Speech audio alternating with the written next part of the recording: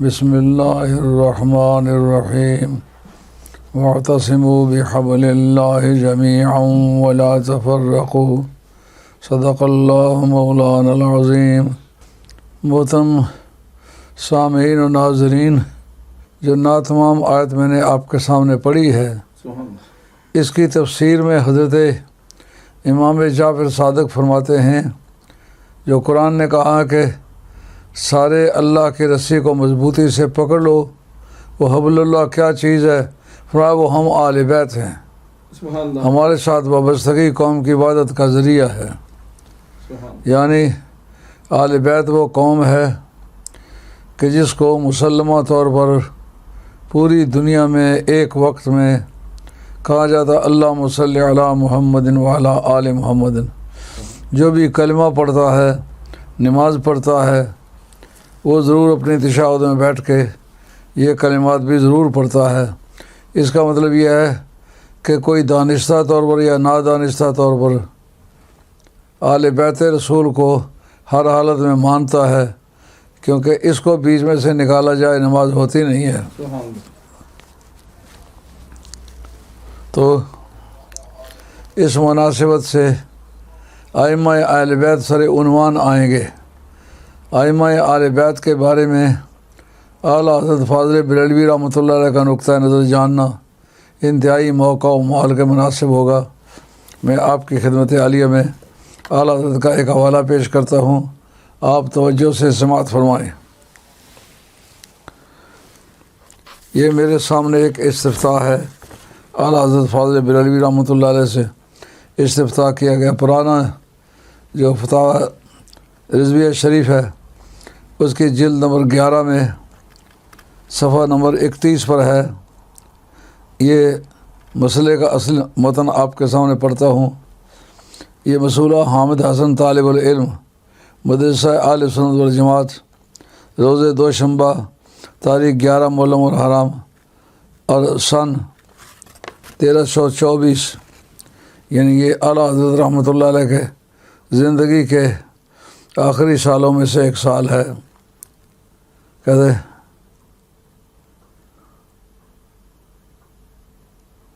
تو فرماتے ہیں، کیا فرماتے ہیں علماء دین اس مسئلہ میں کہ امامت کی کتنی قسمیں ہیں اور 12 امام رضی اللہ عنہم کس قسم میں داخل ہیں؟ بینو تو جرو۔ اس کا جواب لکھتے اعلیٰ حضرت،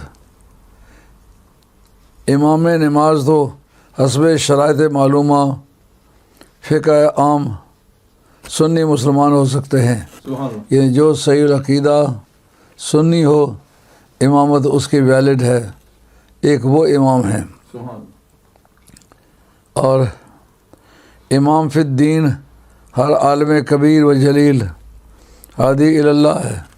کوئی بھی صحیح العقیدہ عالم جو راسخ العلم بھی ہے، راسخ العقیدہ بھی ہے، وہ اپنے واض و تقاریر کے ذریعے سے قوم کی امامت کرتا ہے، قوم اس کو امام مانتی ہے۔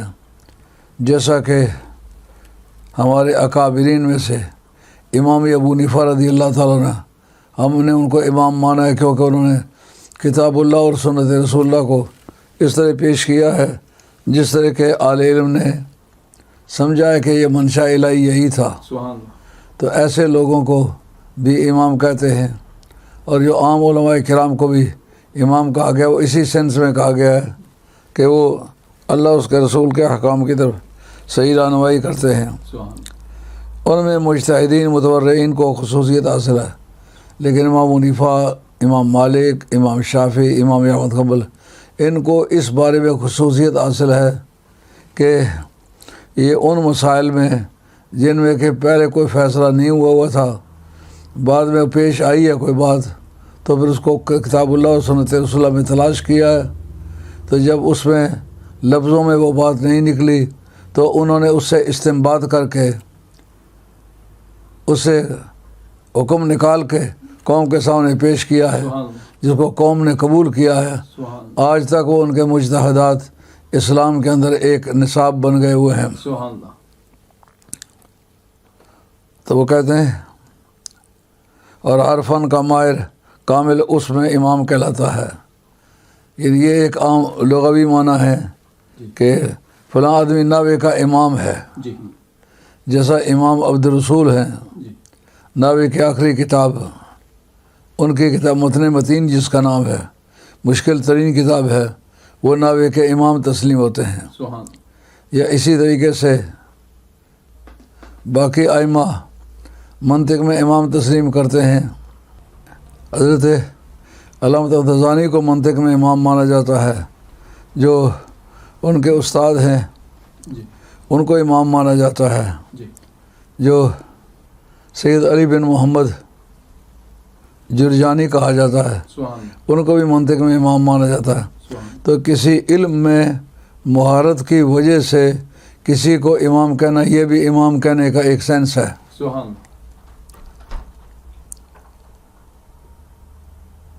اور ایک ہے امام بوان امیر المومنین و خلیفۃ المسلمین، جو کسی ملک کا سربراہ ریاست ہوتا ہے، اس کو بھی امام کہتے ہیں۔ تو ائمہ اہل بیت کو کس معنی میں امام کہیں گے؟ یہاں انہوں نے بتلایا ہے کہ جو امام وقت ہوتا ہے، جیسا حضرت ابوبکر صدیق رضی اللہ عنہ کی ذات پاک ہیں، وہ امام برحق ہیں۔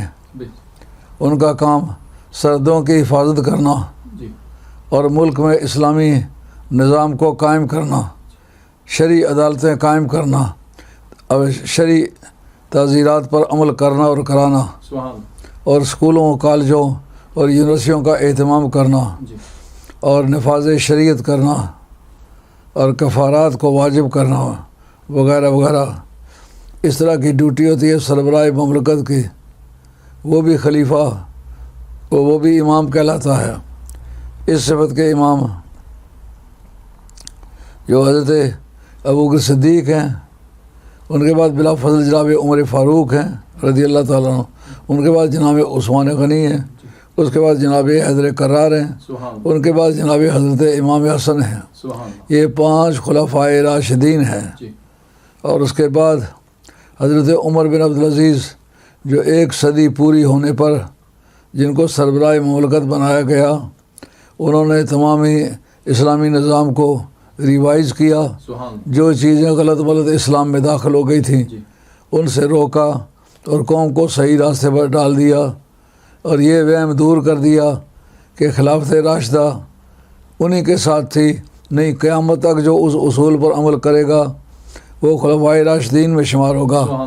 جیسا امام مہدی آخر الزمان، وہ بھی خلیفہ راشد ہوں گے، حالانکہ قرب قیامت کو چل کے ان کا ظہور ہوگا۔ تو اس کا مطلب یہ ہوا کہ کتاب اللہ اور سنت رسول اللہ میں مکمل دسترس رکھنے والا اور احکام کو استنباط کرنے والا، جس کو کہتے ہیں انفر کرنا، یہ سیدھے ڈائریکٹلی لفظوں میں موجود نہیں ہے، لیکن ان میں تقاضوں کی وجہ سے یا علتوں کی وجہ سے یا اشاروں کی وجہ سے کوئی احکام ثابت ہوں، ان کو ثابت کرنے کا کام ان 5 نے کیا ہے۔ اس کے بعد عمر بن عبدالعزیز نے کیا، اس کے بعد امام مہدی آخر الزمان کریں گے۔ 12ویں امام آل بیت کے حضرت امام مہدی آخر الزمان ہیں۔ تو اس کا مطلب یہ ہوا، اب ہمیں سمجھنا ہوگا کہ جتنی قسمیں اماموں کی ذکر کی ہیں، 5 وقتہ نماز کا امام جو صحیح العقیدہ سنی ہو وہ امام ہو سکتا ہے، اور اسی طریقے سے کوئی آدمی جو کمال درجے کا عالم ہو اور کمال درجے کا وہ دینی کام کرے، وہ بھی اپنے وقت کے امام، جیسے منطق کے اندر بدھو والے استاد اپنے وقت میں امام تسلیم ہوتے تھے، مولوی غلام محمد صاحب کوہٹوی اپنے وقت میں منطق کے امام سمجھے جاتے تھے، یا ان کے بعد مولانا میر محمد صاحب رحمۃ اللہ علیہ جو بابا بندیالوی کے بھی استاد تھے، وہ منطق میں امام تسلیم ہوتے تھے۔ تو اس کے بعد کوئی بھی آدمی کسی علم میں ماہر ہونے کے ساتھ ساتھ اس کے پاس ملک کے بست و کشاد کا اختیار ہو اور قوم اس کو سربراہ مملکت قرار دے، وہ بھی امام ہوتا ہے، اس صفت کے امام۔ یہ 5 گزرے ہیں۔ یہ ایک بڑے افسوس کی بات ہے کہ طبقہ ایسا ہے کہ جو حضرت امام حسن کو امام نہیں تسلیم کرتا، خلیفہ نہیں تسلیم کرتا، جو حق یار 4 یار کہتے ہیں ان پر یہ اعتراض ہے، اگر خلیفہ سمجھ کے کہتے ہو تو حق 5 یار کہو، اور اگر آپ ان کو نبی پاک علیہ السلام کا صحابی سمجھ کہتے تو حق سب یار کہو۔ 2 نعرے اس کے مقابلے میں، یا حق سب یار یا حق 5 یار، نہیں تو کوئی وجہ نہیں ہوگی۔ حق میں تمام صحابہ کرام شریک ہیں، تو اس لیے ان سب کو حق میں شریک رکھنا چاہیے۔ ہم تمام صحابہ کرام کو حق پر سمجھتے ہیں، اس لیے حق 4 یار کے بجائے حق سب یار کہتے ہیں۔ اور یا خلیفہ ہونے کی وجہ سے حق کہتے ہو تو پھر امام حسن کو بیچ میں شامل کرو۔ پتہ نہیں وہ خلافت کے دور کو کس طرح مکمل کرتے ہیں۔ سرکار نے فرمایا الخلافت من بعدی 30 سنۃ، میرے بعد خلافت 30 برس تک رہے گی۔ تو حضرت امام حسن رضی اللہ تعالیٰ کی ذات پاک کو خلیفہ جان کے، خلیفہ مان کے ان کے 6 مہینے کی خلافت ڈالیں گے۔ پھر نبی کریم علیہ السلام کی وہ حدیث جس کو حدیث سفینہ کہتے ہیں، حضرت سفینہ رضی اللہ تعالیٰ سے حدیث کے راوی ہیں، اس لیے اس حدیث کا نام ہی حدیث سفینہ ہے۔ تو اس کا معنی یہ ہوا کہ امام حسن کو خلیفہ نہ ماننا انتہائی گستاخی ہے، اور اس کے بارے میں امام جلال الدین سیوطی نے بھی لکھا ہے، امام ابن حجر مکی نے بھی لکھا ہے کہ اور کسی صحابی کی خلافت نص رسول اللہ سے ثابت نہیں سوائے امام حسین، امام حسن کے۔ امام حسن کو جو سرکار فرمائے ان ابنی ھذا سید، یہ میرا بیٹا سردار ہے، لعل اللہ یصرف بہ بین الفریقین العظیمین من المسلمین، میں امید کرتا ہوں کہ اللہ تعالیٰ اس کے ذریعے سے مسلمانوں کی 2 بڑی جماعتوں میں صلح کرائے گا۔ تو پھر یہ کلمہ جو ہے نا ان کے درمیان صلح کرائے گا، یہ با اختیار کا نام ہے، بے اختیار کا نام نہیں۔ تو اس سے ہمارے علماء نے حضرت امام حسن کی خلافت ثابت کی ہے۔ تو امام حسن خلیفہ برحق ہیں۔ تو اس کے بعد رہ جاتی ہے بات ائمہ باطن۔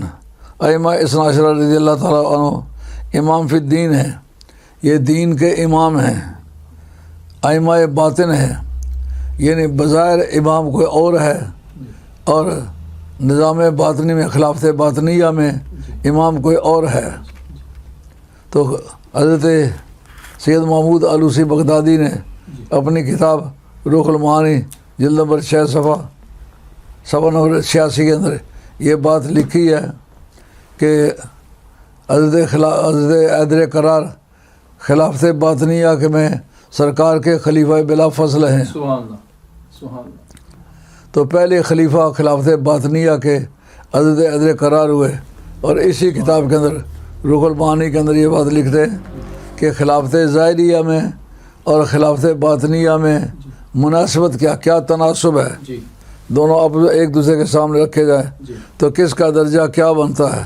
تو یہ سید محمود آلوسی بغدادی یہ مرید اور شاگرد ہیں شیخ خالد کردی کے، جو خلیفہ حضرت امام ربانی مجدد الفسانی شیخ احمد سرندی کے۔ تو اس لحاظ سے یہ پیر بھائی ہیں امام شامی کے۔ وہ کہتے ہیں خلافت ظاہریہ چھلکے ہے، خلافت باطنیہ گودا ہے۔ تو اس کی ابتدا کب ہوئی؟ کہ جس دن سے نبوت کی ابتدا ہوئی ہے اسی دن سے یہ خلافت باطنیہ کی بھی ابتدا ہوئی ہے۔ یہ سید محمود آلوسی بغدادی لکھتے ہیں، کہتے ہیں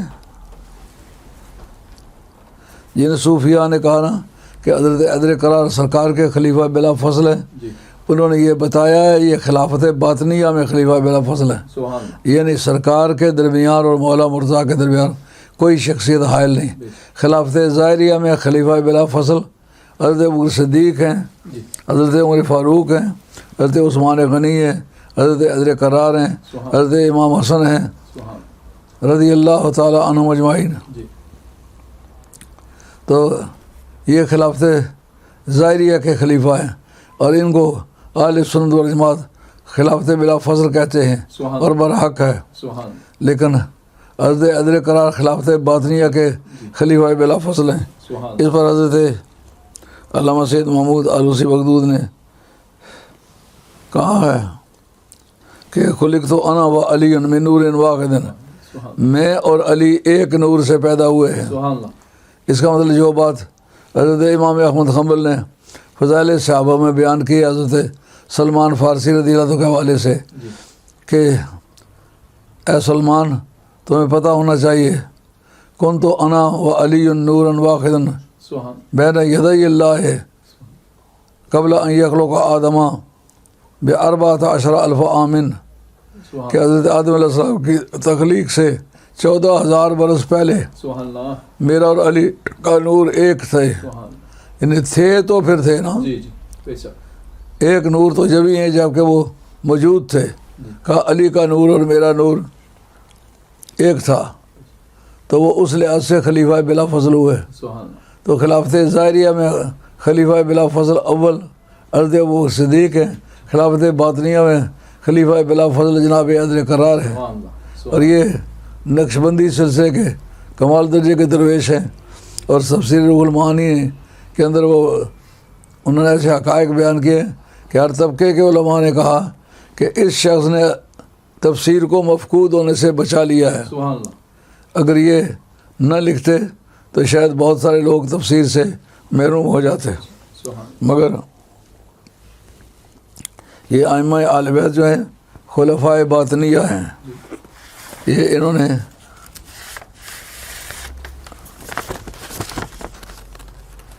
پرانا چھاپا جلد نمبر 11 میں صفحہ 31 میں جو بیان دیا ہے، وہ کہتے ہیں کہ یہ ائمہ اہل بیت ائمہ اثنا عشر رضی اللہ عنہم امام فی الدین ہیں، یہ دین کے امام مانے جاتے ہیں، تو دین جن کا مشترک ہے نا ان سب کے یہ امام ہیں، ائمہ باطن ہیں، سب اپنے وقت کے غوث اور کتب میں ہیں، کتب الاقطاب ہے، جس کا عقیدہ باطل ہو وہ کتب ہوتا ہے، کتب وہی ہوگا جس کا عقیدہ صحیح ہوگا، اور کتب بھی ایسے ہیں کہ ابھی میں امام ربانی مجد الثانی شیخ احمد سندھی کی مکتوبات سے جلد سوئم کے والا جات کرنے لگا ہوں کہ انہوں نے تمام دنیا میں ولایت تقسیم کیا ائمہ اہل بیت نے، جیسا قاضی ثناء اللہ صاحب پانی پتی نے اپنی تفسیر مظہری کے اندر اس آئے کے تحت کہ کنتم خیر امۃ اخرجت للناس یہ بتایا ہے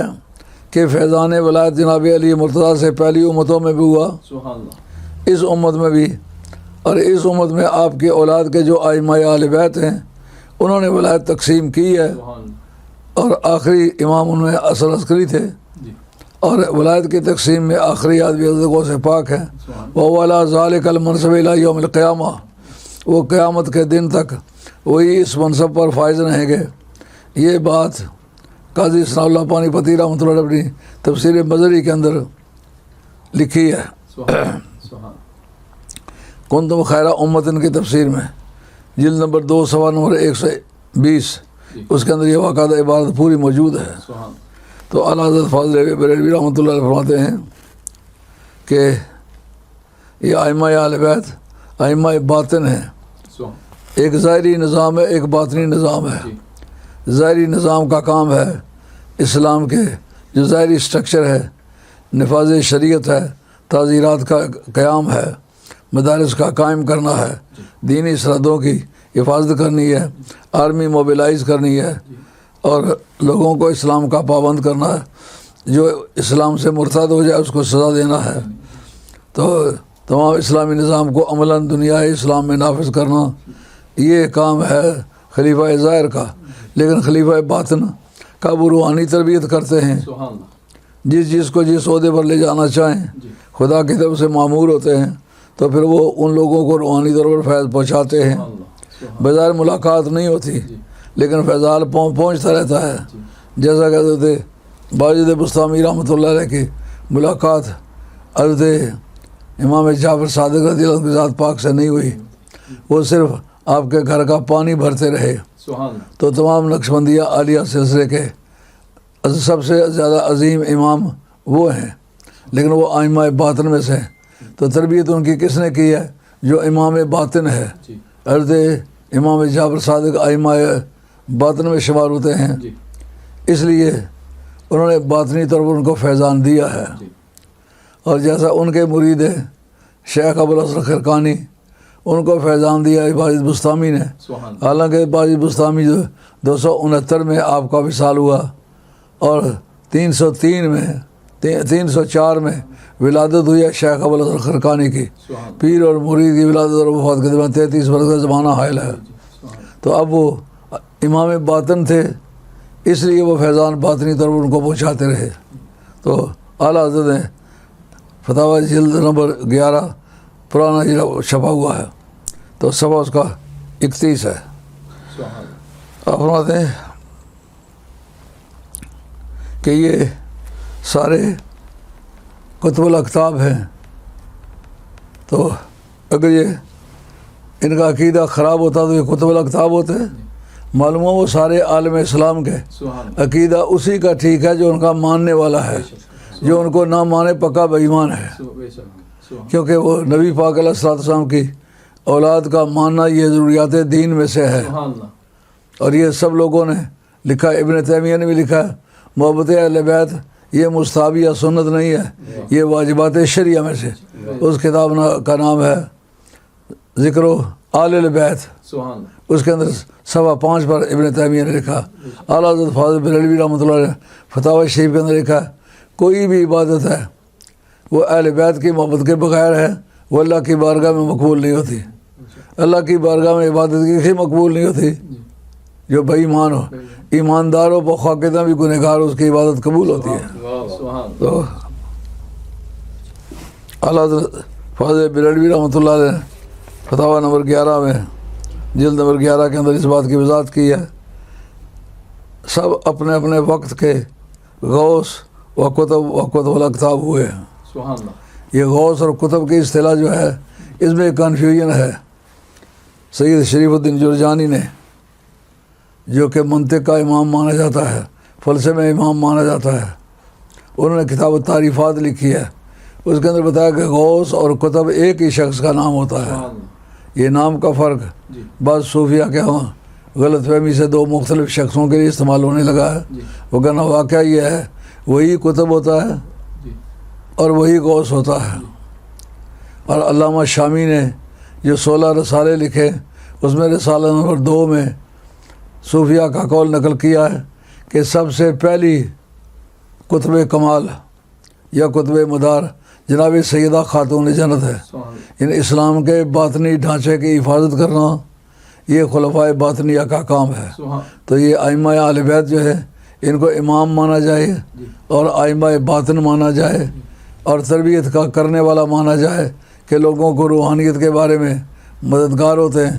مشکل وقت میں ڈوبنے لگا کہ یا علی پہنچیو، اس وقت جناب علی مرتضیٰ کی امداد پہنچے. تو اس طرح سے نظام باطنی میں ان کا کردار ہوتا ہے. مشکل وقت میں کام آنا، کسی کے پکارنے للکارنے پر اس کی امداد کو پہنچنا اور روحانی طور پر رہنمائی کرنا کہ اب تمہاری عبادت یہاں تک پہنچی ہے، اس سے آگے جانے کی ضرورت ہے.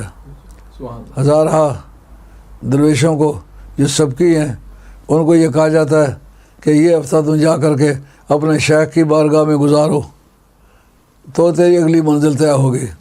تو اس طرح کا نظام باطنی نظام ہے.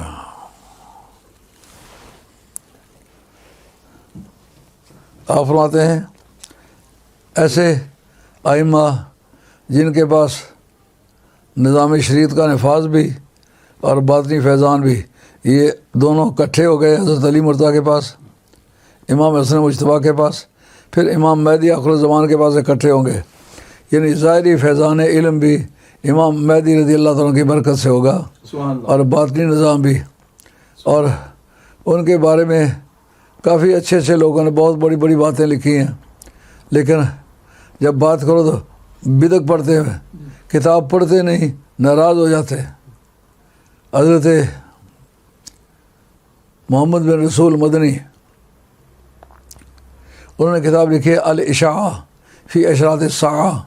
اس کے آخری صفحات پہ لکھتے ہیں کہ امام ابن سیرین کا قول ہے کہ حضرت امام مہدی جو ہیں شیخین کریمین سے افضل ہوں گے.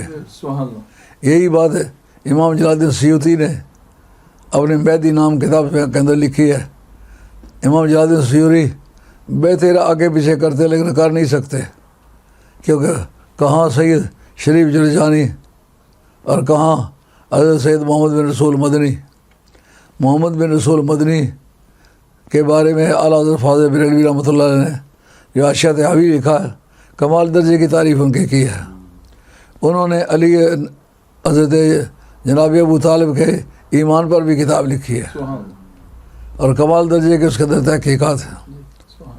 انہوں نے لکھا ابن سیرین کا قول ہے، ابن سیرین جو ہیں یہ صحابہ کے دور میں ہیں، تابعین میں سے، لیکن ان کے قول پر فتویٰ چلتا تھا، صحابہ کی موجودگی میں فتویٰ دیتے تھے، کئی مرتبہ صحابہ کے ساتھ ان کا اختلاف ہو جاتا تھا اور ان کی بات تسلیم ہوتی تھی۔ امام ابن سیرین ان لوگوں میں سے ہیں کہ اپنے دور میں اگر اجماع میں ان کو شریک نہ کیا جائے تو اجماع منعقد نہیں ہو سکتا تھا۔ یہ مسئلہ ہمارے اصول فقہ کے اندر موجود ہے۔ اگر تابعین میں سے کوئی آدمی اس مرتبے پر آ پہنچے کہ وہ مجتہد ہو تو اس کے اختلاف سے اجماع پر اثر پڑتا ہے۔ تو یہ ابن سیرین ان لوگوں میں سے، اور آگے چل کر کے انہوں نے ملا علی قاری کا قول بھی نقل کیا ہے۔ ملا علی قاری نے بھی امام مہدی رضی اللہ عنہ کی بعضات پر کتاب لکھی ہے۔ انہوں نے ملا علی قاری کا حوالہ دیا ہے کہ ملا علی قاری بھی کہتے ہیں کہ حضرت امام مہدی آخر الزمان شیخین کریمین سے جناب ابوبکر صدیق جناب عمر فاروق دونوں سے افضل ہوں گے۔ بھئی کیوں؟ کہا ان کو نبی پاک علیہ السلام نے کہا خلیفہ رسول، ابوبکر صدیق اور حضرت عمر فاروق، ان خلفاء کا نام سرکار کے بیان میں، سرکار کے ریکارڈ میں خلیفہ رسول کے طور پر ہے، لیکن حضرت امام مہدی آخر الزمان کے بارے میں سرکار پر خلیفۃ اللہ ہے۔ تو اس نتیجے پر پہنچے ملا علی قاری، کہتے ہیں خلیفہ رسول کتنا بھی بڑا ہو لیکن خلیفۃ اللہ کے مقابلے میں اس کا درجہ کم ہوگا۔ اور خلافت ظاہری اور خلافت باطنیہ دو جگہ جمع ہوئی ہے، ایک حضرت مولا علی اور ایک امام حسن، ان کے موقع پر ان کے پاس خلافت ظاہریہ بھی ہے، خلافت باطنیہ بھی ہے، اور ایک کٹھی ہوگی امام مہدی آخر الزمان کے پاس۔ یہ اعلیٰ حضرت کے فتاویٰ جلد نمبر 11 پرانا جو چھپا ہوا ہے، صفحہ نمبر اس کا 31 ہے، میرے پاس موجود ہے، کوئی دیکھ لے جائے، فوٹو اسٹیٹ کر سکتا ہے۔ اور ایک آپ کے پاس فتویٰ آیا ہے کس جگہ سے، سیتاپور سے، ضلع سیتاپور، محلہ قزیارہ، مسئلہ الیاس حسین، اور 23 ربیع الاخر سن 1336، یہ بھی آپ کے وصال سے کچھ سال پہلے عمل میں آیا ہے۔ یہ سوال ہے 12 امام جن کے نام عوام میں مشہور ہیں، ان میں باستثناء جناب امام علی مرتضیٰ کرم اللہ وجہہ، حضرت امام حسن اور حضرت امام حسین، حضرت امام مہدی کے کسی اور امام کی نسبت صحیح حدیثوں میں اشارتاً یا صراحتاً کوئی خبر آئی ہے۔ امامت ان کی ولایت کے درجے میں ماننا چاہیے۔ ان کے عقائد و احکام و اعمال وغیرہ ائمہ مجتہدین میں سے کسی ایک کے مشابہ تھے یا سب سے الگ، یہ خود مجتہد تھے یا مقلد۔ بعض اعمال و جفر وغیرہ کی کتابوں میں ان کے اقوال ملتے ہیں، یہ کہاں تک صحیح ہے؟ بعض کا یہ اعتراض ہے کہ سیاق کی کتابوں میں ان کی روایتیں بہت کم لی گئی ہیں، حالانکہ ان کا خاندانی علم تھا، ان سے زیادہ دوسروں کو کہاں تک واقفیت ہو سکتی ہے؟ اہل سنت کی کتابوں میں ان کے حالات لکھنے کی کیا وجہ ہے؟ اب اس کے جواب میں اعلیٰ حضرت رحمۃ اللہ جو لکھتے ہیں، اس میں سب سے پہلا سوال تو یہ تھا کہ ان کا کوئی حدیثوں میں ثبوت آیا ہے ان اماموں کا؟ اس کے جواب میں حضرت اعلیٰ فاضل بریلوی فرماتے ہیں، امام باقر رضی اللہ تعالیٰ عنہ کی بشارت بتصریح نام گرامی صحیح حدیث میں ہے۔ جابر بن عبداللہ انصاری رضی اللہ تعالیٰ عنہما سے حضور اقدس صلی اللہ تعالیٰ وسلم نے ان کا ذکر فرمایا کہ ان سے ہمارا سلام کہنا۔ سیدنا امام محمد باقر رضی اللہ تعالیٰ طلب علم کے لیے سیدنا جابر رضی اللہ تعالیٰ کے پاس آئے، انہوں نے ان کی غایت تکریم کی، یہ اب یہ ثابت کرنے لگے ہیں کہ ائمہ آل بیت کا حدیث میں ذکر آیا ہے. کہتے ہیں وہ سب سے بڑی سند ان کے نزدیک یہ ہے. کہتے ہیں جو حضرت محمد باقر پڑھنے کے لیے آئے حضرت جابر بن عبداللہ انصاری رضی اللہ عنہ کے پاس، مجتہد محدثین صحابہ میں سے ہیں اور علی مرتضیٰ کو افضل سمجھنے والے لوگوں میں سے ہیں. مستند اور معتبر شخص ہیں. اگر یہ کوئی ایسا گناہ ہوتا جس کی وجہ سے آدمی ڈسکوالیفائی ہو جاتا تو پھر یہ سارے مجتہدین جو حضرت مولا مرتضیٰ کو افضل سمجھتے تھے ان کے فتوے نہ لیے جاتے، ان کی حدیثیں نہ لی جاتی. حدیثیں تو اکرمہ کی بھی لی ہیں جو حضرت علی مرتضیٰ کو کافر کہتا تھا. کتنی فراغ دلی ہے تمہاری. وہ شخص جو سب سے پہلا مسلمان ہے اس کو کافر کہنے والا، اس کو آپ نے تسلیم کیا ہے کہ اس کے حدیث لینا درست ہے. اور بخاری بھری ہوئی ہے اکرمہ کی روایتوں سے. کہتے جو حضرت محمد باقر آئے ان کے پاس پڑھنے کے لیے، ملاقات کی، پھر روزانہ آتے. حضرت شاہ عبد الاقصی محدث دہلوی رحمۃ اللہ علیہ نے اشیاۃ النمات شرح مشکات کے اندر لکھا ہے. کہتے ہیں جس وقت آتے اس وقت آپ کی نگاہ بہت کم ہو چکی تھی تو ایسا کرتے از گریبان بھی گرفت، ان کو گریبان سے پکڑتے اور بسوئے خیش میں کشید، ان کو اپنی طرف کھینچتے اور پر گردنش بوسہ میداد، اور آپ کی گردن پر بوسہ لیا کرتے تھے اور کہتے تھے اے ابن رسول، اے رسول کے بیٹے. حالانکہ رسول کے بیٹے تو نہیں تھے، یہ امام زین العابدین کے بیٹے تھے، لیکن بیٹے کا بیٹا، بیٹے کے بیٹے کا بیٹا وہ بدرجہ اولا بیٹا ہوتا ہے.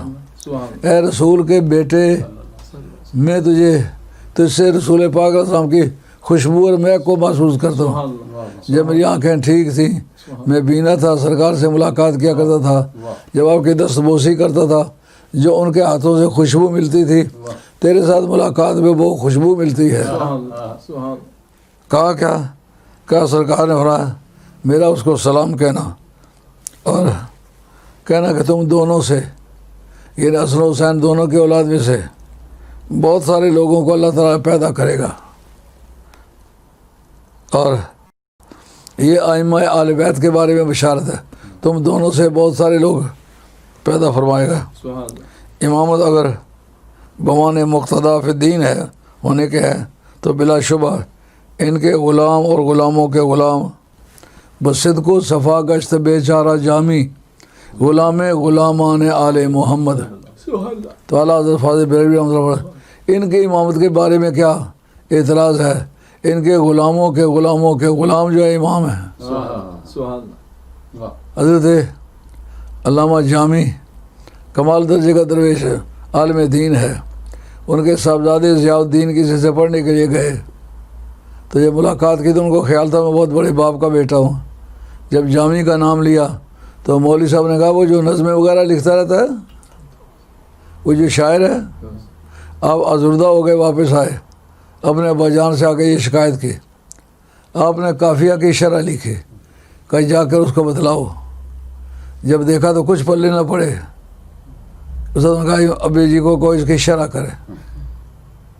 اس کے 2 مرتبہ تفصیل کی، آسان کیا. اس کے بعد آج وہ یہ شرح جامی پڑھی جاتی ہے، وہ اسی کا نام شرح جامی ہے. اور اپنے وقت کا سب سے زیادہ دشوار پسند شاعر علامہ اقبال مرحوم ہے. وہ کہتا ہے کشتہ انداز ملا جامعم، کشتہ انداز ملا جامعم نظم و نثر او علاج خامیم.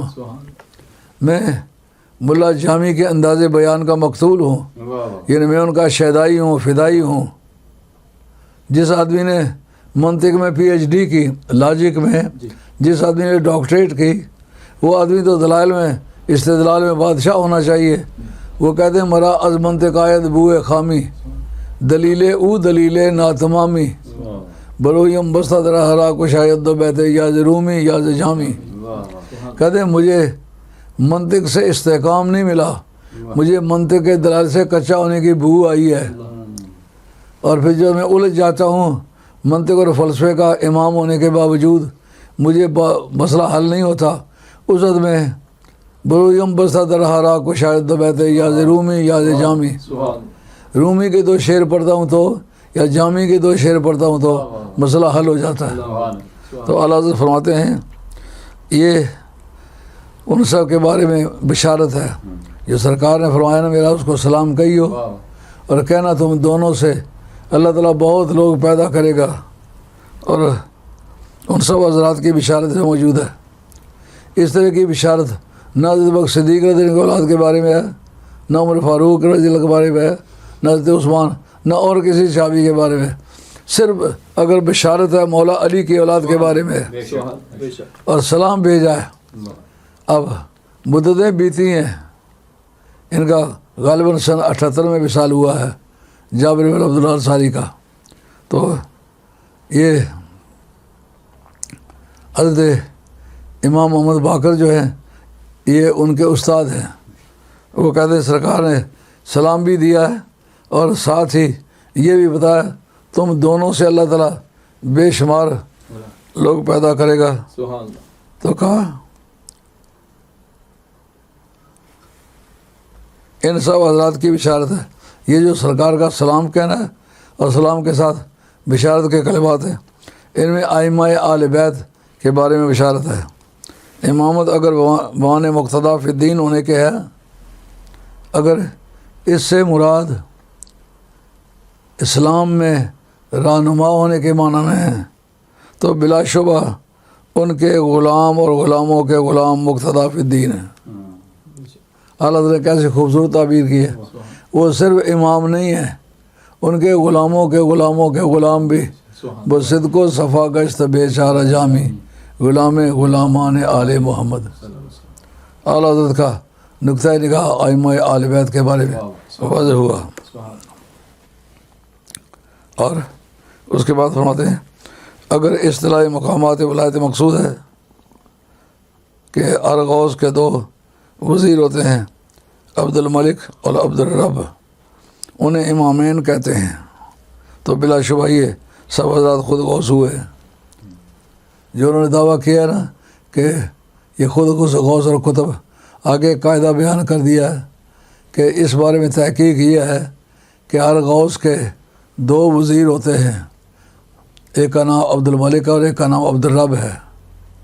جب یہ خود امام ہوئے، کتب ہوئے، تو ان کے غلام وہ بھی امام کہلاتے ہیں۔ ایک امام کا نام ہے عبد الرب، دوسرے کا نام ہے عبد الملک، تو پھر آپ کے غلاموں کے غلام بھی امام ہیں۔ بصدق و صفا گشت بے چارہ جامی غلام غلامان آل محمد۔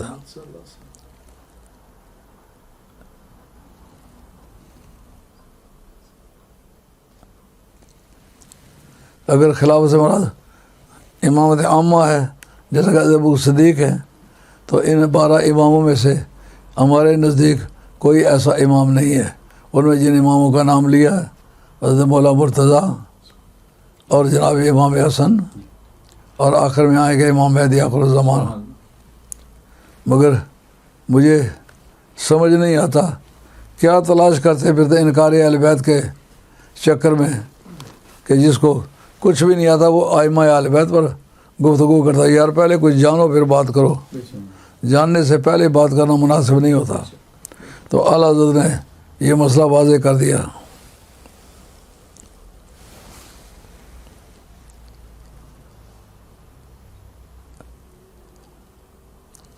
اب اعلیٰ حضرت کا بیان اختتام پذیر ہوتا ہے، اور اس کے بعد جو میں نے کئی مرتبہ آپ کے سامنے وہ عبارت پیش کی ہے، کنتم خیر امت اخرجت للناس، تم بہترین امت ہو، تمہیں لوگوں کے نفع کے لیے پیدا کیا گیا ہے۔ تو وجہ استدلال کیا ہے؟ الناس یہ اس میں جمع ہے، اس میں جمع کے اول میں الف لام تعریف کا آئے تو سب نابیوں کے نزدیک وہ استغراقی ہوتا ہے، یعنی ہر فرد انسانیت کے فائدے کے لیے۔ سبحان اللہ۔ اولاد آدم میں جتنے لوگ انسان کہلاتے ہیں، آدم علیہ السلام کی تمام اولاد وہ الناس کے زمرے میں آتی ہے۔ تمہیں لوگوں کے نفع کے لیے پیدا کیا گیا ہے۔ لام جو انتفاع کا ہے، للناس، یہ وجہ استدلال ہے کہ لوگوں کے نفع کے لیے، کیونکہ ایک قاعدہ ہے کہ اللہ تعالیٰ کے امور معلل بالاغراض نہیں ہوتے، یعنی اللہ کا کوئی کام کسی غرض پر مبنی نہیں ہوتا۔ غرض سے مراد وہ غرض ہے جو کسی کی حاجت پوری کرے۔ اللہ کو نہ حاجت ہے نہ پورا کرنے کے لیے کسی کو پیدا کرے، مطلب نفع کے لیے۔ جیسا عارف رومی فرماتے ہیں من نہ کردم خلق تھا سودے کنم بلکہ تھا پر بندگاہ جودے کنم۔ مخلوق کو اس لیے نہیں پیدا کیا کہ وہ میری عبادت کرے تو مجھے کوئی فائدہ پہنچ جائے، بلکہ اس لیے ان کو پیدا کیا کہ عبادت کرے، مجھ سے فائدہ حاصل کرے۔ ما خلقت الجن والانس الا لیعبدون میں یہ اعتراض وارد ہوتا تھا، تو اس کا جواب رومی رحمۃ اللہ علیہ دیا ہے۔ اللہ تعالیٰ نے اپنے نفع کے لیے نہیں، مخلوق کے نفع کے لیے پیدا کیا۔ تو اب چاہیے یہ کہ اس کے نمونے ملے۔ کہنے والے کا اعتراض یہ ہے کہ تمام اولاد آدم کے نفع کے لیے پیدا ہوئے تو ساری اولاد کو کیوں فائدہ نہیں پہنچا؟ کا دراصل قاعدہ یہ ہے جذب و انجذاب میں کسی میں کھینچنے کی طاقت ہو، کسی میں کھینچنے کی صلاحیت ہو تو پھر جذب و انجذاب کا قاعدہ لازم ہوتا ہے۔ سرکار کو رحمۃ اللہ عالمین کہا کہ نہیں کہا؟ سارے عالم کے لیے ان کو رحمت بنا کے بھیجا کہ نہیں بھیجا؟ لیکن سارے عالم نے ان سے استفادہ کیا ہے؟ جیسے صدیق اکبر نے کیا، عمر فاروق نے کیا، عثمان غنی نے کیا، حیدر قرار نے کیا، اشرف بشرا نے کیا، حاضرین بدر نے کیا، حاضرین احد نے کیا، حاضرین احزاب نے کیا، حاضرین صلح حدیبیہ نے کیا۔ یہ اس طرح کا نفع سارے جہان کو ملا ہے؟ نہیں، نفع ملنے کے لیے تو تیار تھا، ہم تو مائل کا بکرا میں کوئی مانگنے والا ہی نہیں، جلوہ طور تو موجودہ موسیٰ ہی نہیں، یہ فرق لگا۔ اس نے ان لوگوں کے نفع کے لیے بنایا ہے لیکن لوگ اس استفادہ نہیں کر پائے، تو یہ قصور لوگوں کا ہے۔ ساز پہ موقوف نوا ہائے جگر سوز، ڈھیلے ہوں اگر تار تو بیکار ہے مضراب۔ ستار کے اندر جتنی تاریں لگی ہوئی ہوتی ہیں اگر وہ ڈھیلی ہوں تو آپ اس کے اوپر مضراب ماریں، جس کو چھلا کہتے ہیں، پنجابی میں اس کو چھلا کہتے ہیں، اس کو عربی فارسی میں مضراب کہتے ہیں۔ تو ڈھیلی تاروں پر مضراب مارنے سے کوئی نغمہ دل سوز پیدا نہیں ہوتا۔ جب تک تاریں اپنی اصلی حالت میں نہ ہوں اس وقت تک مضراب مارنے کا کوئی فائدہ نہیں۔ کہ جب بندے کا اپنا ظرف اس فیض کو قبول کرنے کی اہلیت میں نہ ہو تو اس فیضان سے اس کو کوئی فائدہ نہیں پہنچتا۔ ایک پختہ پتھر کو بارش سے کیا فائدہ پہنچتا ہے؟ بارش جو اللہ تعالیٰ کی رحمت ہے وہ برستی ہے، ساری کائنات کو سیراب، ساری دنیا کو سیراب کرتی ہے، مگر پختہ پتھر کو اس سے کوئی فائدہ نہیں ہوتا کیونکہ اس کے اندر انجذاب نہیں ہے۔ تو اب آئیے حضرت امام ربانی مجدد الثانی شیخ احمد سرندی رحمۃ اللہ علیہ، آپ کی کتاب مکتوبات شریف جلد نمبر 3 اور لیٹر نمبر 123 اس کے اندر لکھتے ہیں، کہتے ہیں کہ مجھے یہ یقین ہے کہ مولا مرتضیٰ اپنی ولادت سے پہلے تقسیم ولایت کرتے رہے ہیں۔ جیسا قاضی ثناء اللہ نے پانی پتہ نہیں لکھا نا، ما بلغ احد من الامم سابقۃ علی درجۃ الاولیاء الا بتوسط روح علی علیہ السلام۔ کہتے ہیں پہلی امتوں میں کوئی ولی نہیں بنا جس کو علی نے ولی نہیں بنایا۔ یار تم خیال کرتے ہو کہ قبروں میں جانے کے بعد ولی کچھ کر سکتا ہے کہ نہیں کر سکتا؟ یار جو ماں کے پیٹ میں آنے سے پہلے کچھ کر سکتا ہے وہ دنیا سے جانے کے بعد کیوں نہیں کر سکتا؟ ماں کا پیٹ دراصل اس کی بقا کی دلیل نہیں ہے، ولایت اس کی بقا کی دلیل ہے۔ ولایت کا قاسم مولا مرتضیٰ ہے۔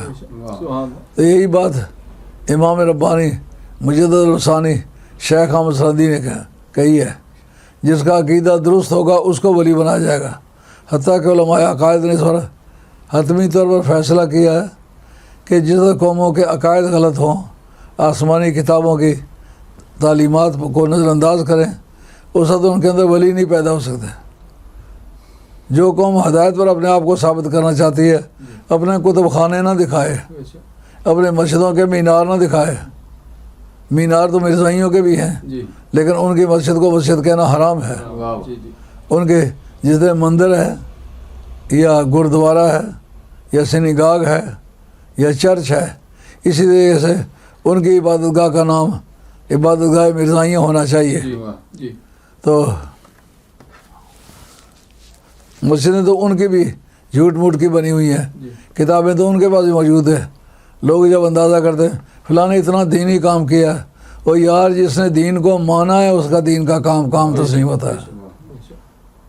اگر میں کتابیں لکھنے سے ہو تو مرزا قادیانی نے کتابیں بہت لکھی ہیں اور مسجدیں بنائی ہیں، مدرسے بنائے ہیں. کئی دوسرے لوگ ہیں جن کا دین ایمان سے بھی کوئی تعلق نہیں ہوگا، مسجدیں مدرسے بناتے جائیں گے، مگر فیصلہ کس طرح ہوگا؟ ہم کہیں گے مسجدیں نہ دکھاؤ،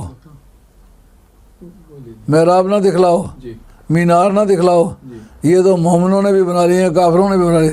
اگر اپنے آپ کو حق پر ثابت کرنا چاہتے ہو اپنی صفوں میں والی بغداد لاؤ، اپنے عقیدے کا خواجہ معین الدین چشتی اجمیری لاؤ.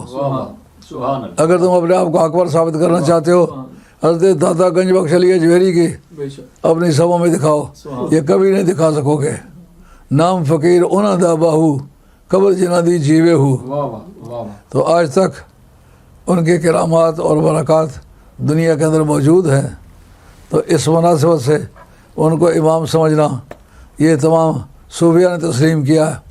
حضرت فرماتے ہیں، حضرت امام ربانی مجد الثانی اپنی مکتوبات شریف میں، ان کے بعد پھر امام حسن یہ ولایت تقسیم کرتے رہے اور اس کے بعد امام حسین کرتے رہے. اس کے بعد امام زین العابدین، امام زین العابدین جو ہے ان کا نام ہے علی. امام زین العابدین جو ہیں یہ علی بن حسین کے نام سے پہچانے جاتے ہیں. ایک ریسرچ ہوئی ہے مصر میں، میرے پاس وہ کتابیں موجود ہیں، جس میں انہوں نے ثابت کیا ہے کہ تصوف کی اور طریقت کی دو قسمیں ہیں. ایک کا نام ہے تصوف سلفی، ایک کا نام ہے تصوف سنی. تصوف سنی کے 4 شعبے، قادری، چشتی، نقش بندی، سور وردی، یہ 4 مشہور سلسلے. آگے ان سے ان کی شاخیں تبدیل ہوئی ہیں، کئی شاخیں بنی ہیں، ایک سلسلے کے 4 نام بن گئے، لیکن بنیادی طور پر یہی 4 ہیں. ان 4 کے تصوف کے بانی حضرت امام زین العابدین ہیں. جو ائمہ اہل بیت کو نہ مانے وہ اپنے آپ کو صوفی کہلاتا ہے کہ کوفی کہلاتا ہے. کوفی سے مراد میری وہ یزیدیوں کی جماعت ہے جنہوں نے اہل بیت کو کے ساتھ ظلم کیے تھے. وہ کہنا میرے امام حنیفہ کوفے کے رہنے والے ہیں، اور حضرت حیدر قرار شیر خدا رضی اللہ تعالیٰ کا مزار مبارک بھی اسی ایریے میں ہے. تو کوفہ ہمارے نزدیک ایک معزز شہر ہے. بہرحال صوفی کہلاتے پھر چھوٹے بڑے صوفیوں کے عرس مناتے ہیں.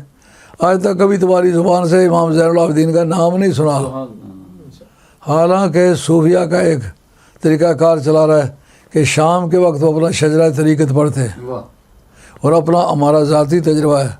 جتنی عبادت کی جاتی ہیں ان سب کے علاوہ ان کی تاثیر ہے. مغرب کی نماز کے بعد اپنے سلسلہ تعلیمات کے اپنے شیخ سے شروع کر کے سرکار تک پہنچاؤ، اس کا فیضان ہی الگ ہے. تو پھر تم کس کا شجرہ پڑھتے ہو؟ تم امام زین العابدین کو اگر بیچ میں سے نکال کے سرکار تک پہنچنا چاہتے ہو، نہ قادری پہنچے گا، نہ چشتی پہنچے گا، نہ نقش بندی، نہ سور وردی، راستے ہی میں لڑکھڑا کے رہ جاؤ گے. حضرت امام زین العابدین نے پھر یہ فیضان تقسیم کیا. امام زہری کہتے ہیں کہ ایک مرتبہ میں آپ کی خدمت میں حاضر ہوا، آپ کو ہتھکڑیاں لگی ہوئی ہیں، بیڑیاں پڑی ہوئی ہیں. کیسا ظالم کوئی نظام ہوا ہوگا جس نے امام زین العابدین جیسے آدمی کو ہتھکڑیاں بھی لگائی ہوئی ہیں. یہ اجرتی جرائم پیشہ اور پیشہ ور مجرم جو ہوتے ہیں، جو پیسے لے کے جرائم کرتے ہیں، جیسا دہشت گردی آج کل ہو رہی ہے، پتے خور لوگوں کو ڈرا دھمکا کے اس سے منتھلی وصول کرتے ہیں. یہ پتے خوروں کی عادت ہے. تو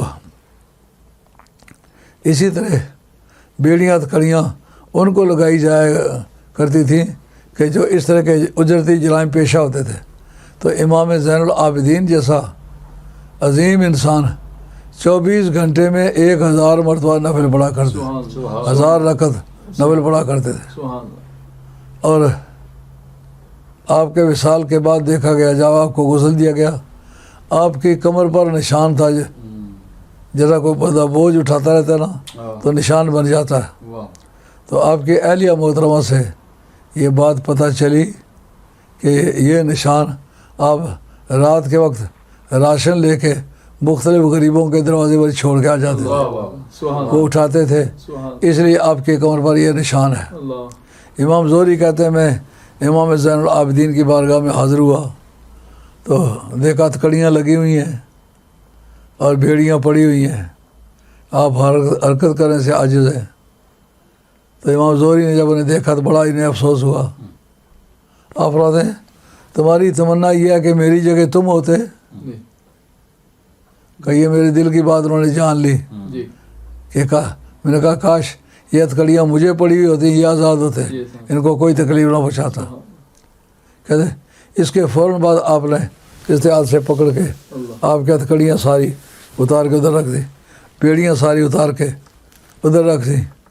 میاں صاحب نے اسی پر فرمایا ہے اوندی طاقت زور نہ لایا بیٹھے من رضائیں۔ کیا خوبصورت بات امام میاں صاحب رحمۃ اللہ علیہ نے، اوندی طاقت زور نہ لایا بیٹھے من رضائیں، پانی باج پیاسے ٹر گئے دین دنی دے سائیں۔ مطلب یہ ان کے اختیار کی بات تھی، لیکن وہ غیر انہوں نے استعمال نہیں کیا کہ وہ غیر اگر استعمال کیا جائے مسئلہ تو حل ہو جاتا تھا، لیکن وہ نمبر نہیں مل سکتے تھے، اس وجہ سے آپ نے اس غیر کو استعمال ہی نہیں کیا۔ کہتے ہیں اٹھ کے بعد میں عبد الملک کے پاس گیا یہی بات کرنے کے لیے کہ ان سادات کرام کے ساتھ کیوں ظلم کرتے ہو۔ میں جب وہاں گیا دیکھا جناب امام زین العابدین وہاں بیٹھے ہوئے ہیں، ادھر بھی موجود تھے ادھر بھی موجود تھے۔ اولیاء اللہ کے لیے ایک وقت میں کئی مقامات پر موجود ہونا یہ کوئی محال بات نہیں ہے۔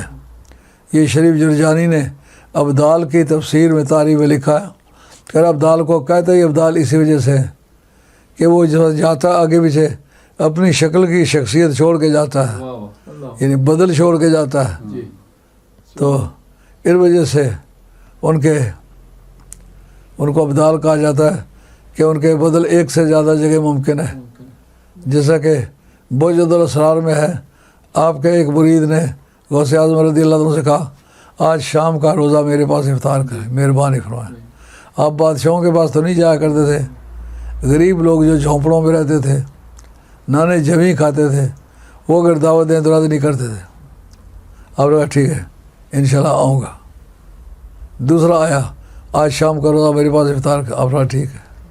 72 آدمی آئے، 72 سے وعدہ کر لیا کہ آ جاؤں گا، لیکن رات تراویح کے وقت جب گئے تو جس کے گھر میں والی بغداد شاہ جیلان نے قدم رجا فرمایا وہ پھول لینے سمائے، وہ ہر آدمی کو کہے میں وہ خوش نصیب انسان ہوں جس کو اللہ تعالیٰ نے یہ عزت بخشی ہے کہ آج غوث پاک علی جناب رحمۃ اللہ علیہ نے میرے گھر میں آپ نے روزہ افطار فرمایا ہے۔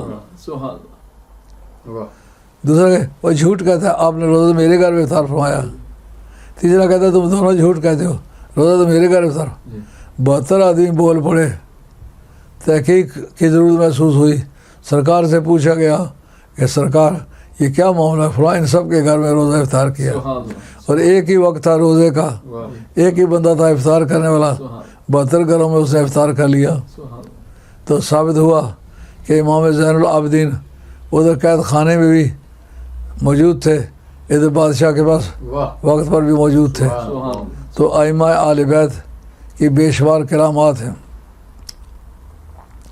اعلیٰ حضرت قیاس جس وقت اہل بیت اطہار کے حامیوں کو بہت اذیت پہنچائی گئی، اس میں ایک عبد الرحمن نامی جس کا ذکر نبرات شرح عقائد نے کیا ہے، اس کے اندر کہتے ہیں کہ ان کا مطلب مشہور تھا کہ یہ 15 دن تک یہ ایک ہی وضو کے ساتھ نماز پڑھتے ہیں، کچھ کھاتے پیتے نہیں ہیں، نہ انسانی حاجت انہیں مجبور کرتی ہے۔ ان کو حجاج بن یوسف نے کہا اس کو پکڑ کے جیل خانے میں بند کر دو، پکڑ کے ان کو جیل خانے میں بند کر دیا۔ 15 دن تک دروازہ نہ کھولا، 15 دن کے بعد جب دروازہ کھولا صحیح سلامت کھڑے ہیں اور نماز پڑھ رہے ہیں. آپ سے پوچھا گیا کہ 15 دن ہو گئے. انہوں نے کہا تمہیں پتہ ہوگا, مجھے تو نہیں پتا. میں تو ایسی میویت ہے, ایسا استغراق ہے مجھ کو, میری خبر نہیں. مجھے نہیں پتا نہ ہاتھ ہے لگام پر نہ پا ہے رکاب میں. مجھے نہیں پتا میں کدھر سے آ رہا ہوں کدھر جا رہا ہوں. یاد الہی میں. انہوں نے کہا اس کو چھوڑ دو. حالانکہ وہ حامیان حیدر قرار کو کسی طرح معاف کرنے والا نہیں تھا, لیکن ڈر گیا. جو آدمی 15 دن لگاتار ایک ہی وضو میں نماز پڑھے وہ غیر انسانی صلاحیت کا انسان ہے. ان سے پوچھا گیا دوبارہ تمہیں یہ خوبی ملی کہاں سے؟ ان کا ملی حیدر قرار کی بارگاہ سے. ان کی بارگاہ کا فیض یافتہ ہوں, ان کے اولاد کا ماننے والا ہوں, ان کے پیچھے چلنے والا ہوں. اور میری صفت کے کئی ہزار آدمی دنیا میں اس وقت ہیں کہ جو میری طرح 15 دن تک ایک ہی وضو سے نماز پڑھتے ہیں. تو حضرت امام عالی مقام امام حسن امام حسین پہلا امام علی مرتضیٰ ہے. تو 12 اماموں میں سے پہلے امام کا فیضان دیکھا. کل کائنات ممنون احسان ہے. کل کائنات میں جتنے ولی آئے ہیں اس نے بنائے. اس کے بعد قیامت تک جو اولیاء اللہ آئیں گے ان کی اولاد ان کو بناتی رہی ہے اور بناتی رہے گی. تو ائمہ اہل بیت کے بارے میں یہ تھا بیان اعلیٰ حضرت فاضل بریلوی رحمۃ اللہ علیہ کے فتوے کی روشنی میں جو آپ کے سامنے پیش کیا ہے. حضرت ائمہ اہل بیت کا انکار وہ کرتے ہیں جو اپنے آپ کو بریلوی کہتے ہیں. یار بریلوی کہنے کا کیا معنی ہے؟ اگر تم اس بریلی کے ساتھ اپنا تعلق ظاہر کر دے جو اعلیٰ فاضل بریلوی والی بریلی ہے تو پھر تو یہ بات تمہاری ماننے کی نہیں ہے. ہم سمجھ سکتے ہیں کہ تم نے بریلی کو نہ سمجھا ہے نہ پڑھا ہے. اگر پڑھا ہوتا تمہارا وہی عقیدہ ہوتا جو اعلیٰ حضرت فاضل بریلوی کا عقیدہ ہے. اللہ میرا اور آپ کا خاتمہ سچے دین پر کرے اور ائمہ اہل بیت کا فیضان ہمارے لیے عام کرے. وما علینا الا البلاغ المبین وآخر دعوانا ان الحمد للہ رب العالمین. آج کی مجلس کا اہتمام راجہ ارشد کیانی صاحب جو مانچسٹر میں ہوتے ہیں انہوں نے, رمیز الحق صاحب نے اور محمد حسین طارق اور ہمارے باقی جو رفقائے کار اور مریدین ہیں انہوں نے کیا. اللہ کریم ان کو جزائے خیر عطا فرمائے اور آج کے کارائے خیر کا ثواب ان کے آبا و اجداد, ان کے ننیال ددیال سسرال میں جتنے بھی لوگ صحیح العقیدہ دنیا سے گزرے ہیں سب کے ارواح مقدسہ کو ایصال فرمائے. وما علینا الا البلاغ المبین وآخر دعوانا. بسم اللہ الرحمن الرحیم. جو کچھ کلمات طیبہ میں نے خود پڑھے ہیں, جو دوستوں نے پڑھ کے ملک کیے ہیں, جو اس وقت لیکچر میں آیات یا حدیث پڑھی گئی ہیں اور جو ختم شریف کے لیے چیزیں تیار کی گئی ہیں, اللہ کریم اپنی بارگاہ میں منظور و مقبول فرما اور ان کا ثواب جناب نبی کریم رؤوف الرحیم محمد رسول اللہ صلی اللہ علیہ وسلم کی عمر کو حساب فرما. تمام انبیاء و مرسلین علیہم الصلوۃ والسلام کے ارواح مقدسہ کے حساب فرما. نبی پاک علیہ السلام کی تمام آل بیت, ازواج مطہرات, بنات طیبات, اولاد امجاد, حسنین کریمین, خاتون جنت, مولا مرتضیٰ, شہیدان دشت کربلا, ائمہ آل بیت کے ارواح مقدسہ کو حساب فرما. نبی پاک علیہ السلام کے تمام صحابہ کرام رضوان اللہ تعالی مجمعین کے ارواح مقدسہ کو حساب فرما. بالخصوص حضرت ابوبکر صدیق, حضرت عمر فاروق, حضرت عثمان غنی, حضرت حیدر قرار, حضرت امام حسن رضوان اللہ تعالی مجمعین کے ارواح مقدسہ کو حساب فرما. اور اشرا مبشرہ, حاضرین بدر, حاضرین احد, حاضرین احزاب, حاضرین صلح حدیبیہ کے ارواح مقدسہ کو حساب فرما. تابعین, اتباع تابعین, میرے جتنے لوگ صحیح العقیدہ گزرے سب کے ارواح مقدسہ کو حساب فرما. اور تمام زمرہ اولیاء اللہ کے ارواح مقدسہ کے حساب فرما. بالخصوص حضرت غوث ثقلین پیروں کے پیر دستگیر سبحانی رحمۃ اللہ علیہ کو حساب فرما. خواجہ غریب نواز سلطان ہند سرکار, داتا گنج بخش علی جویری, شیخ شہاب الدین سروردی, سید بہاؤالدین نقشبند شہنشاہ بخارا, سید ابوالحسن شاذ علی حسنی رضی اللہ تعالیٰ کی عمر کے حساب فرما. خواجہ خواجگان سید السادات پیر میر علی شاہ صاحب گولوی رحمۃ اللہ علیہ کی عمر کے حساب فرما. بابو جی صاحب گولوی، لال جی صاحب گولوی، دوسرے لال جی صاحب گولوی رحمۃ اللہ علیہ، حضرت سید پیر جماعت علی شاہ محدث علی پوری، جماعت علی شاہ ثانی لسانی، پیر حیدر علی شاہ صاحب جلال پوری، آمین خواجہ محمد قاسم مولوی، اور حضرت امام ربانی مجد الفسانی شیخ احمد سرندی، دیگر خواجگان سرند شریف آمین جہاں جہاں بھی کہیں سب کے ارواح میں قصد کے ساتھ فرما، اور خواجگان مستدعی شریف، آمین خواجگان بگار شریف، آمین خواجگان ٹانگری شریف آمین کی ارواح میں قصد کے ساتھ فرما، آمین اور حضرت مولانا سراج الدین مستدعی شریف، آمین اور حضرت خواجہ دوست محمد قنداری آمین رحمۃ اللہ تعالیٰ علیہ، اور حضرت خواجہ احمد سعید مدنی، آمین حضرت مرزا مدر جان جانا، خواجہ صلی اللہ صاحب پانی پتی رحمۃ اللہ کرم کے ساتھ فرما، اور خواجہ قمر الدین سیالوی، شمس الدین سیالوی، خواجہ نور سلیمان توسی، خواجہ نور محمد مہاروی، خواجہ فخر الدین دہلوی، خواجہ نظام الدین علیہ مبولائی، حضرت خواجہ میر حسن علی سنجری، حضرت امیر خدا دہلوی، خواجہ گیسو دراز، سید نصیر الدین چراغ دہلوی، اور خواجہ قطب الدین عبد القدوس گنگوئی، سید السادات سید پیر علی احمد صابر پیا کلی گیلانی رحمۃ اللہ علیہ، خواجہ قطب الدین بختیار کاکے، فرید الدین مسعود گنج شکر، اور سید علاؤدین صابر پیا کلی کے والد صاحب سید شاہ عبد الرحیم کی روح مبارک کو حساب فرما، خواجگان کلیام شریف کے ارواح میں قصد کے حساب فرما، خواجگان چورا شریف کے ارواح میں قصد کے حساب فرما، خواجگان ٹانگری شریف، خواجگان بگار شریف کے ارواح میں قصد کے حساب فرما، میرے قبلہ پیر و مرشد سید پیر ولایت علی شاہ، مہتاب علی شاہ، شاہ حسین بادشاہ، حسنین علی شاہ، امیر علی شاہ، مردان علی شاہ، سلطان علی شاہ، شاہ محی الدین احمد، سید شمس الدین خان محمد، سید شاہ چراغ دہلوی، سید شاہ عبدالوہاب، سید شاہ عبد القادر لاہوری، سید شاہ محمد غوث بالا پیر، سید زین العابدین ناگوری، سید عبدالقادر ثانی اچھی رحمۃ اللہ کرم، حضرت غوث پاک دی جتنی اولاد گزری سب دی ارواح میں قصد کے ساتھ، حضرت موسیٰ پاک شہید، آپ کے والد سید حامد گنج بخش، حضرت سید عبدالرزاق ثانی کی عمر کو حساب فرما،